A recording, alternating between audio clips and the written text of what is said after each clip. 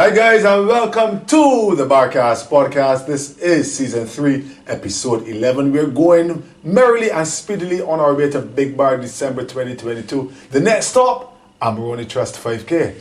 Yes, sir. I'm George, and I'm sorry. Yeah, we didn't do the introduction. Let's assume everybody knows who we are. Everybody knows. Of course, we're famous. If you're in Japan, at least. If you're watching this podcast, you must be here for a reason. It's probably because you're interested in bar, or someone that you know is interested in bar and sent you here. And yeah, we're talking Amarone Trust 5K this year. Yeah. So once again, thanks to David Subrick and the Amarone Charitable Trust.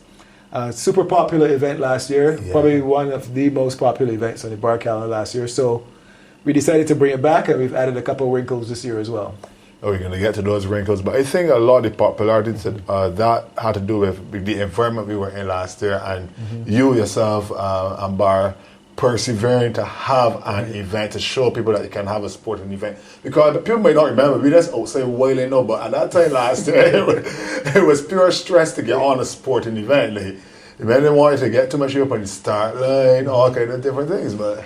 Yeah, I think, through the Amarone Charitable Trust 5K, yeah, Bar was the first event on the island to have on-site pre-event rapid testing. Yes. You know, and that was just because, like you said, I was determined that there was nothing that was going to stop me from pushing ahead with these events. Yeah. We invested too much, and also I felt like because there was so little happening, it was important to do something where the community could express their fitness. People were running around training the whole time during lockdown. That's pretty much all you could do. Yeah.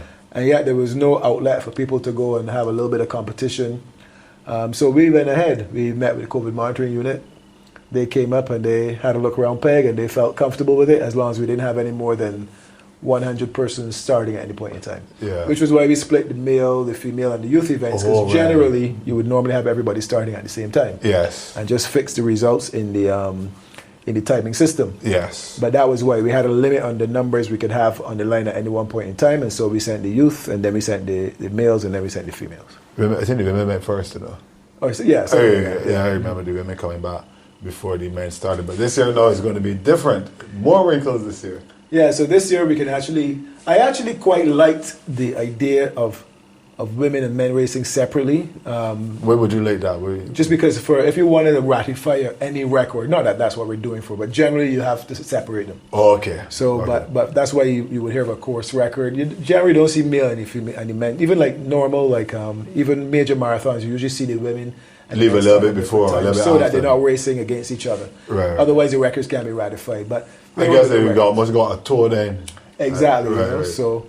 And then men can pace for women and stuff like that. But we're going to start everybody together. Yeah. At 3:30, so that we have time. So that we have time for the relay. For the relay, yeah. I mean, a long distance relay is right up my alley. First of all, I love the whole idea of a long distance relay. Tell us what you have in mind for this. Is a 5K relay? You said it's a 5K relay. So it's we've added a team event from last year. Adults were asking about a team event. Really? Yeah. So adults were asking, how come there's only a team event for the youth? How come there's no team event for the adults? So well, because with the youth last year, you could have combined and you do cross country. It was a youth, basically. It was a youth cross country challenge, and so we decided that we were going to make it so that everybody could compete in the team event. So you can compete with your friends and family, you know, your colleagues from work, your running club, whatever. And I was also cognizant of the fact that people were going to say, well, ain't making no sense doing that team event. Because whatever team Garms is being going to win. Yeah, Garms, Carly, Amherst. Right, exactly. Yeah. And then people from the university and come second and so on and so forth. So I said, well, in order to encourage people to come out and actually take part in the event, I'm going to put a big incentive out there for them. Which is any team that finishes gets put in a random draw to win the same money as the first place team. So you get the same amount of money as the people that win, aka Carly team. Just kidding, guys. Right. The same amount of money as the people that win, just for entering. You got to complete, though. You got to complete, just for finishing. And it's 4 by roughly 1.25 K. I'm going to try and make it as logistically easy as possible. So if when we make the loop comes out to 1.3, it can be 1.3. Right. If it comes out to 1.15, it's going to be 1.15. But it's going to be 4 by approximately 1.25 K. Yeah. Because I had originally started to think about it as, you run from point A to point B, and then from point B to point C, C to break down the course into 1.25 K segments. But I think it's going to be more exciting. Yeah. It's going to be more interesting if baton exchanges happening. Baton exchanges, exactly, correct. So you loop, you come back, boom, and everybody see them coming back in together. You try to catch up. I think that's going to be more interesting for spectators. And also to see where we see how the team's composed. Right. So usual bar team. Yeah. If you want to be in the prize money, to win the first, second, or third, which is 1,000, 500, and 300, you have to have at least 2 females on your team. At least 2 women on your team, right? If you want to win the prize money. Now, if you just want to compete to finish, to have a chance at winning the raffle money, then you could be comprised anyway. Okay, so like my brother, myself, and 2 other guys could come and run. Another guy and another girl. If you all beat Garn's team, you can't win the actual team prize, but you will be still entered into the raffle. Okay, as long as you're 4 people complete. Correct. You still got a chance. And it's just about fitness on the day anyway. Right. So if you wanted to win $2,000 though, or let me say if you wanted to have a chance of winning $2,000, you would, or $1,500 or $1,250, you have to comprise male, female, male, female. It doesn't have to be in that order. Two male. Order is up to you. 2 male and 2 female.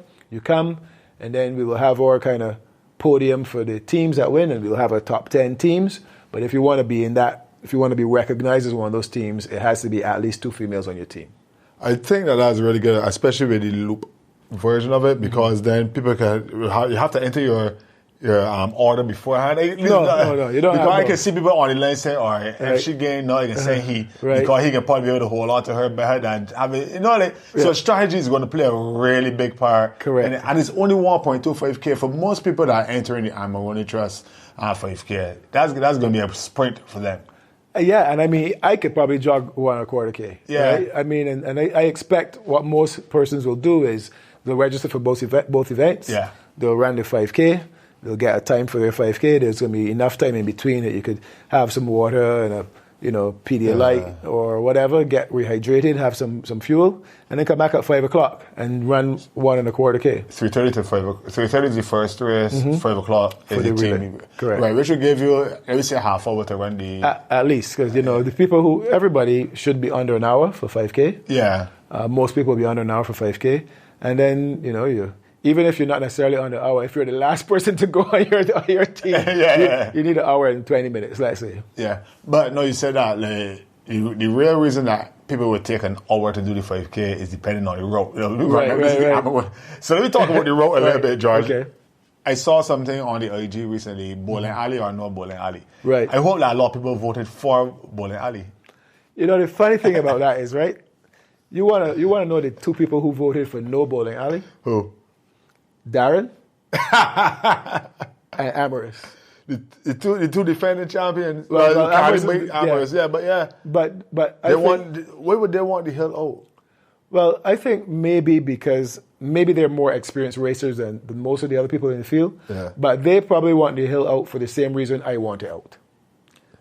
Which is logistics. Yes, logistics and safety. So, when we're out there training sometimes and I'm actually driving the pickup with all the equipment and the logs and the tires and sometimes, if it sprinkles on that road sometimes and I have to stop behind somebody who's running, even in a 4-wheel drive, the truck is be spinning and is be sliding back down the hill and so on and so forth. So I think if we get caught on a day where there's runners on that hill and we have traffic coming up, even though we do a pretty good job of traffic management, it's a little bit dangerous. No, I really. The truth of the matter is, as long as George is holding an event, there's going to be rain. Going to be rain. Exactly. It increases the risk a little bit, and not that I expect anything to happen, but if you could take the precaution and get rid of that 1 in a million chance. My thing about the bowling alley has always been, how do we know that everybody that has returned to the finish line went all the way down there? That's the other thing. You don't know if everybody went down to turnaround point. Yeah. if you want to make sure, then you have to have volunteers littered the entire part of that race. So now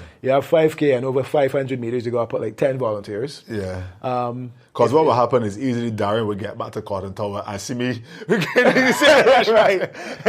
How far it is? I can turn around. You come back. Yeah, right? exactly. And but then also, like, as far as the runners are supposed to stay on one side, but that never happens because you take the best line, right? Yeah. So people, crossing each other messy. and so on. So yeah. So even though bowling alley was a fun feature for the first race, I think we can take that out and make it a little cleaner. If we're more on the traily part of it, peg side of it, then we need less traffic management, which means we need fewer volunteers, and it's always hard to get volunteers out for these events. So we need fewer volunteers. There's less traffic to deal with.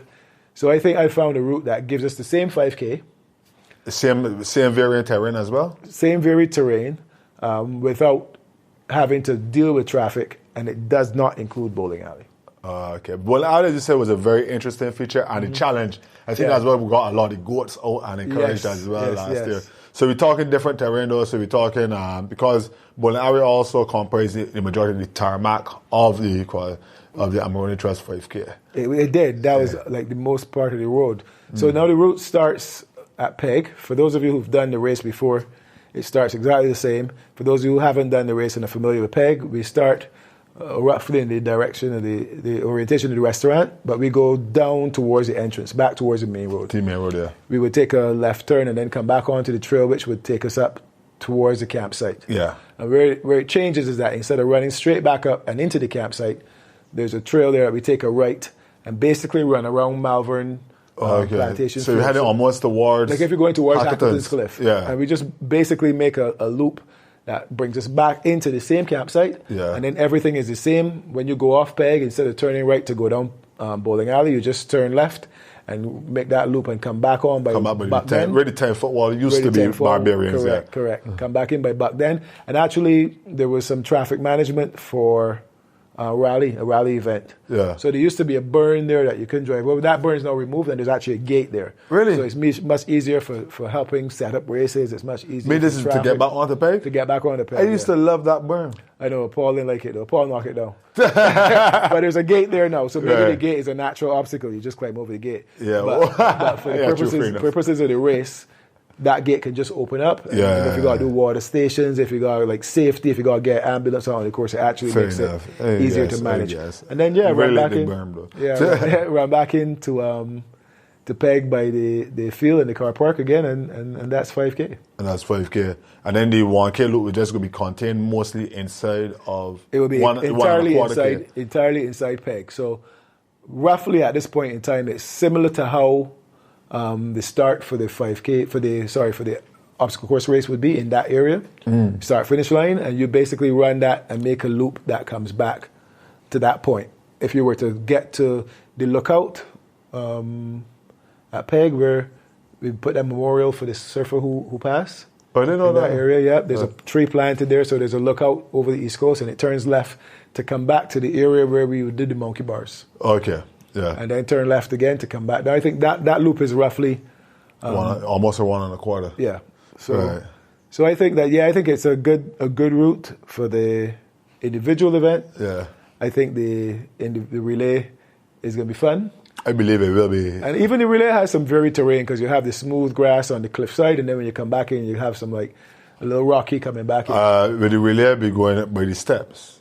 No, not by the steps. But the steps, to me, is probably the hardest. That's a nice feature too. But the steps are still in because you still come through the campsite. You still go down through the gully, come back up the steps, and and then the section between the steps and the lookout. Yeah, that part, right? Deceptively tough. Correct. I mean, I ran with the athletes last year to get a little bit of video, and I was, playing that, looking good running. But let me tell you, you had to work. Yeah, the time you realize, I'm telling these men every week, try and run. I ran with Carly, and filmed her for a little bit, as you saw on the Instagram page. Yeah. But I could hold it for about 20 seconds. Don't forget, guys, follow us on Instagram, bar_race on Instagram. Mentioned something earlier. You said the top 10 teams, which made me wonder how many teams you're looking for. I think for this event, I would like to get 15 to 20 teams. I think you're going to get more than that. Yeah, because 20 teams is 80 people. Yeah. Right. And I think that would be a nice event. It would look busy. It would be full. We could have a little bit of a social afterward, have a beer or whatever. But I think that there's enough straight up fitness people, really good runners, clubs, schools, old bar people. There's athletes, sport. There's enough people out there that 4 people could get together and say, man, let me say if you're going to win that $1,000. Yeah. Yeah, I mean, and you don't even have to win; you just have to compete. You just go out, finish the thing, and play. It's like you buying a raffle ticket for $25. I can pay you back $1,000. Fair enough. Pretty much, right? Yeah, it sounds good, man. So, but we're looking for the Amarone Trust 5K. So that's Saturday, September 24th. We're just about 6 weeks out right now. Nice. But you got 6 weeks. You got a full training cycle. So if you start now, you could getting enough work. As usual, if you're starting out for the first time and you've never done a 5K before, every other day, 30 to 40 minutes until you feel like you could add a little 10 or so minutes per day. Work up to it. And then if all you're doing is the relay, then that's easy. You don't really got to do much because you should be able to. Any age limits? No, we do have age group prizes in the individual. Oh, okay. So we have the first to third, and then we have the usual age group prizes from 30 to 35, from 35 to 40, all the way up to over 55. And we have medals for all the age group categories as well, male and female. Spread the word, guys. Get anybody that does a little bit of running. I see a lot of people every morning they're going to work. Guys know you get to work really early, before 6 o'clock every morning. Right? Most of the time. But I see a lot of people that's running casually on the highway. And I mean, it's just a good way to go out there and, as you say, express your fitness. Listen, when I saw you even got to run. You can come and walk the 1.25 K. Yeah, that's true. You can just as long as your team finishes, and then people gonna be out there in the middle of the night. Even if everybody on the team walk their bit, it's okay. How long it can take? Yeah. It can't really take more than 40 minutes. Yeah, it can. Even if they walk it. Yeah. Right. So there's $1,000 to win, people. There's $1,000 to win. It can cost you $25 to have a chance at it. Nowadays, you can't get that return on your investment. Not at all. Walk the thing at Peg, have a drink afterwards. Give yourself a chance. And give yourself a chance for this money. We're looking for 20 teams. We would probably shut it down after 20 because now we run that. We might get to 25. Yeah. But we ain't really going much harder than that. Registration. Registration is open. Oh, it is? It is I open. haven't registered yet. That's so much people have been registering already. People have actually been get in there before it closes, before you get disappointed. Absolutely. So BarbadosAdventureRace.org. Click on race, and then you'll see the Amarone 5K link come up. $30 for the individual race, $100 per team for the team race. All right, so this is the first big bar event we had since Coast to Coast. Yes, this is the first period that we've had since Coast to Coast. Yeah, but since then we've been starting the training blocks now. Correct. How has that been going for you? It's been going well for me. I'm not going to go on if I don't know what's going on. Right. So it's been going good for me, but how you find that it's been going? Yeah, as I thought with a crop over this year, we didn't have that mad rush of people that we had last year in June and July. Last year we just one reason to get outside. Exactly. Yeah. June and July we already had 3 different groups training already. And it wasn't like that this year, but as soon as crop over was finished, we started a new block, and that block is completely sold out. Awesome. So the Monday evening, they had 14 people in the class last week. Really only had 12. So we had 6 stations. So exactly. So we had to add a station, right? So here is now these people who never trained before doing more work than even people like myself. So congratulations to y'all guys. Yeah, they did really well. Some of them turned up on Wednesday, and it was really good. So I've already kind of rearranged the groups. So we have the 6:30 group on Monday. We have a 6:30 class on Mondays. Yeah, some of them moved to the 5 o'clock now, and then so we have 3 classes running. I know for a lot of people, getting out to the country is the hardest part. The Wednesday class right now. But if you want to get into one of the skills classes at the gym, the 6:30 Monday is full, but you can get into the Monday at 5. Okay. And if you have a little bit of experience and you want to go with the intermediate to advanced group, you can go into the Tuesday 5 o'clock class. And the Tuesday class is fairly full as well. I feel that it has 8 people. As you say, we got 12 people per class. Correct. So there's a couple spaces in there to make it bring it up to 12, and then after that we'll be adding new blocks. Wednesdays are going well. That's the outdoor class now. Yeah. And lots of running on those days. So if you really want to get the essence of bar, which is going outside, getting your hands dirty, I advise you to message and get involved in the Wednesday class, because that's where you're going to get good. Correct. Especially if you're doing the team event. If you plan on doing the team event, the Wednesday class gives you something similar to the challenge with respect to terrain. Yeah. So you have the carries there, you have like the hills there, you know, and you're competing against each other and other people in the training session in different segments.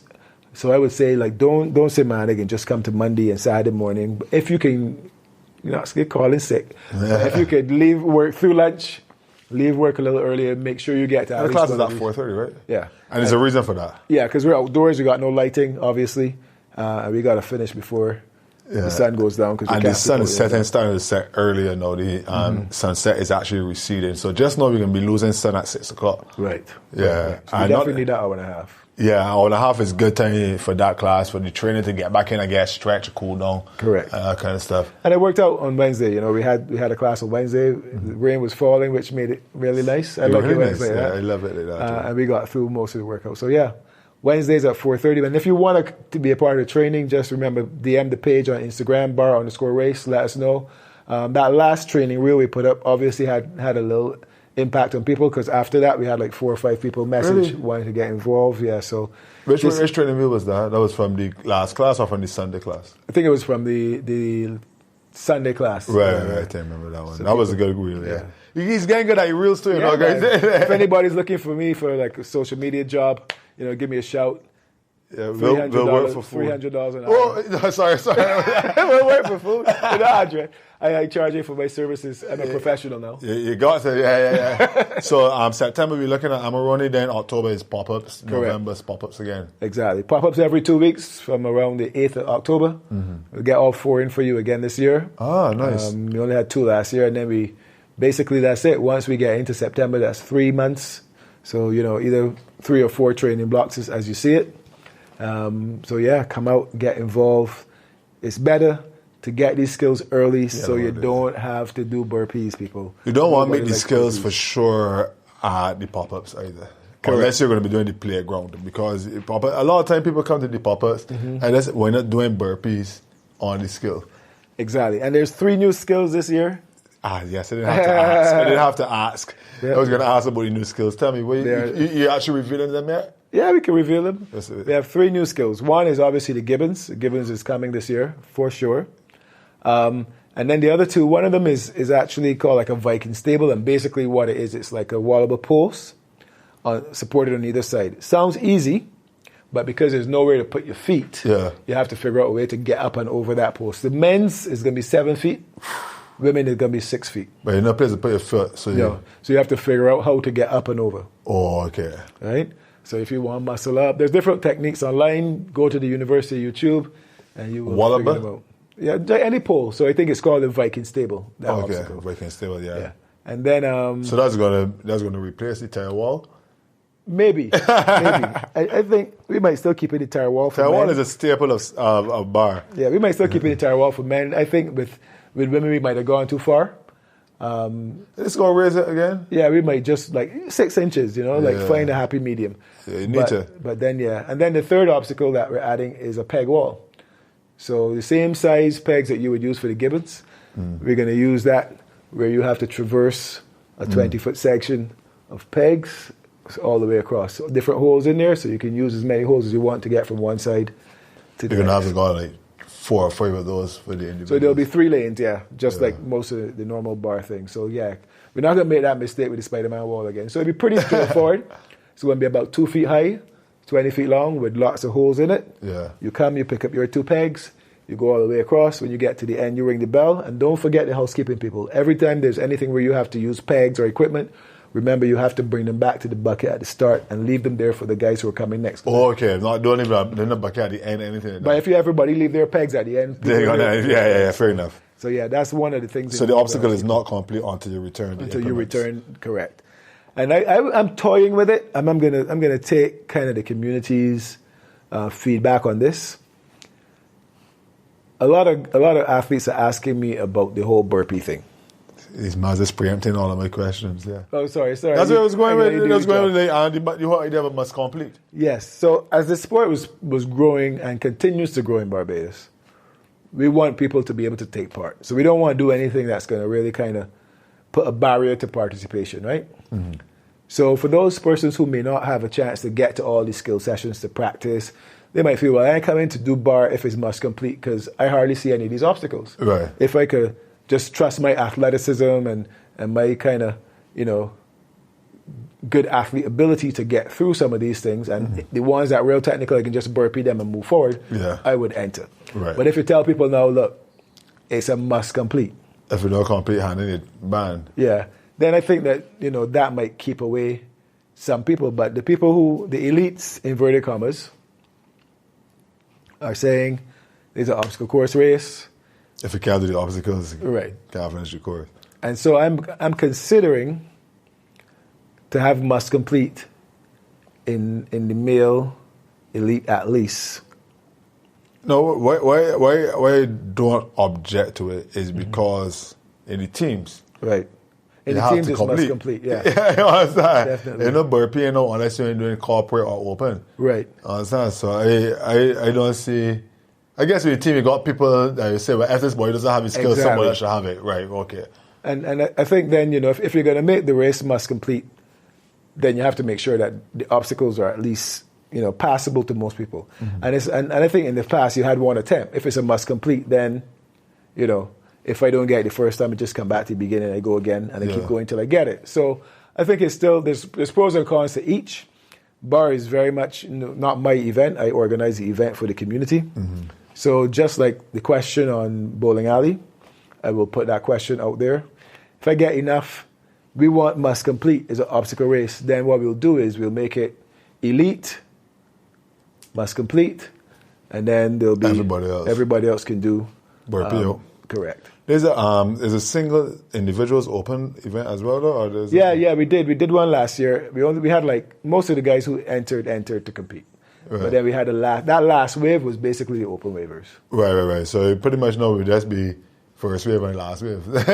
Probably, yeah. Yeah, just different rules there. But I like the idea of must complete just due to the fact that you got a lot of people that are extremely fit that being fast enough to probably just run. Right. And miss out one obstacle. Right. Do burpees and still be in front. Yeah. And people that are obstacle proficient will feel this is not fair to me. Yeah. I think there's a theoretical, I always look at test things with extreme examples. Yeah. Right? I think there's a theoretical athlete out there who's so much faster than they feel that they could miss multiple obstacles and still win, especially if they're proficient in burpees. In reality, probably nobody who does bar right now could miss 3 obstacles and win.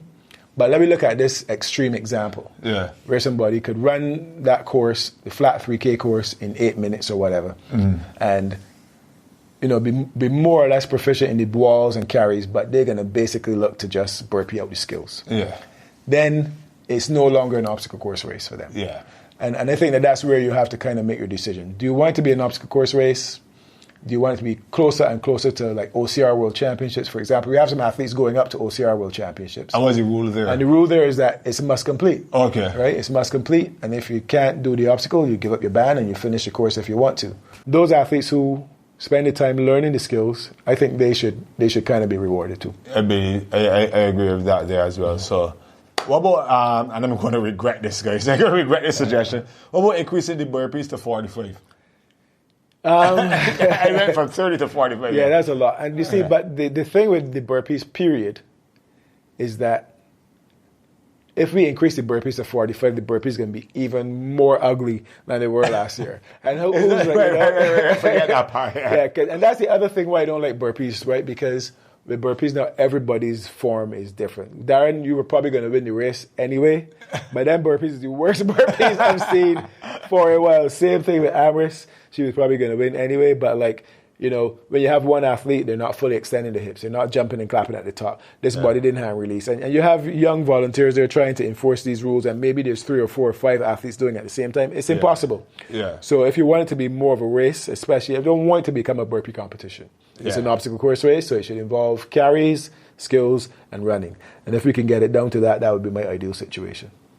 Big bar is December the 3rd and 4th. December 3rd and 4th. Right? So yeah, start training now. Get in the block. Or, if you're doing your own thing, you can only make 1 or 2 days a week, whichever suit you. You can always DM us, and if there's space, you can drop in. For sure, the pop-ups are coming. The pop-ups are coming in October. And of course, the thing to focus on in the short term is get that team of 4 ready for the Amarone 5K trail mix. Do the individual, bring out your team, run or walk that extra 1.25K, and you could win $1,000 Barbados dollars. The real challenge is for some person, for people that are going to be doing both. That's what I'm excited about. Runners run. Right, uh-huh. Runners run, and we want the opportunity to run, and it's a great way to get us started as we head towards Run Barbados. Everybody that sees you running on the road right now asking if you're looking to do Run Barbados. So if you're looking to do Run Barbados, this is a good tester of your fitness level and seeing where you have to go, where you are, or how much you have in you right now. Especially since Run Barbados now is incorporating a little bit of trail and uneven terrain being out on the East Coast. So, if before you were saying, well, I ain't coming up on the trail because Run Barbados is a road race. No, it's not entirely a road race anymore. So, yeah. And what a lot of people are, once again, I might regret saying this, but I find that I am more prone to injuring myself on road than on the trail. Where the trail is always on. Well, it's not just you. That is actually what happens. The more regular your running pattern is, the more you're kind of shut off. Yeah, exactly. Whereas when you have to be more engaged because you have to dodge rock and jump over a route, there tends to be fewer injuries. So people actually get injured more, like you said, on the road than running on trail. Yeah, I ran my ankle running down Horshill more times than I ran my ankle, you said, descending Green Hill or BBM or anything like that. Yeah. Because all your senses are switched on. Yeah, for sure. All right, guys, so you know what to do. BarbadosAdventureRace.org. Follow us on Instagram, bar_race. Share it. Share all of the ideas. Share everything we have coming up. Don't forget, Amarone Trust 5K Trail Mix. That's when? September 24th, 3:30 p.m. Pop-ups in October and November every 2 weeks. George promised every 2 weeks. And we're going to have the workouts, the sims, and everything. I don't know how people can get the sims. Sims are really good, though. We're going to advertise them on the page. And, we have a list of guys who've done the events before, so we'll always send out WhatsApp. So make sure you don't block me or turn me off because you won't know what's happening. But, I'll keep putting them up on the page. Keep looking out for the information. Just drop us a DM and we'll get you involved. And also let us know any ideas you have for anything you want us to discuss on the Barcast podcast. That's been it for this episode of the Barcast podcast, Season 3, Episode 11. All right.